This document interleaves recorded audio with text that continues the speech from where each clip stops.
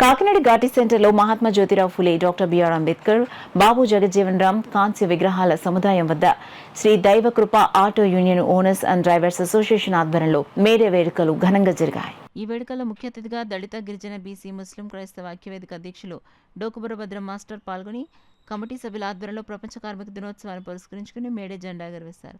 ఈ కార్యక్రమంలో గౌరవ సలహాదారులు పాలెటి కృపానందం, కొమ్ముకూరు నాగేశ్వరరావు, మల్లం మధు, ఆటో యూనియన్ అధ్యక్షులు మందపల్లి అప్పారావు, ఉపాధ్యక్షులు Eedrada Chanti, secretary SK Mabbar, joint secretary Edida Laja, క్యాషియర్లు ఏడిద బంగారం, జాయింట్ క్యాషియర్ కంచు సుబ్బు, సభ్యులు గడ్డం రవి, ఏడిద క్రాంతికుమార్, కరప్ప శ్రీను, పాలేడు కాంతారావు, కోటేశ్వరరావు, నారాయణ, తాతారావు, అప్పారావు, మర్త చిన్న తదితరులు పాల్గొన్నారు. ఆ యజమానికి ఇష్టమైన కూలి ఇచ్చేవాడు. వాళ్ళకి ఎటువంటి అనారోగ్య సమస్యలు వచ్చినా, ఏ విధమైనటువంటి ఆరోగ్యం లేకపోతే ఆర్థిక సమస్యలు వచ్చినా పట్టించుకునే దిక్కు మొక్కు లేని పరిస్థితులు.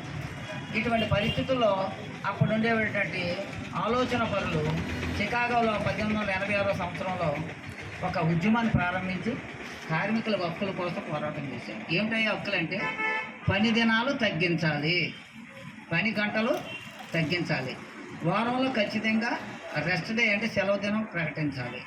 ఆ విధంగానే కార్మికుల యొక్క ఆరోగ్య విషయంలో యజమాని ప్రత్యేకమైన ఆలోచన చేసి అతనికి అయ్యే ఖర్చును భరించాలనే ఒక నినాదాలతో చేయటం జరిగింది.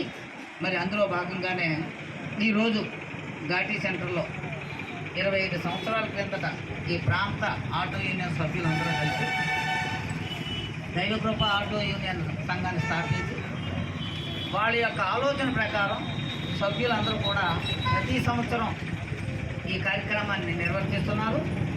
నిర్వర్తించడమే కాకుండా కార్మికుల ఈ ఆటో యూనియన్ సభ్యుల కష్ట సుఖాల్లో కూడా వీళ్ళందరూ కూడా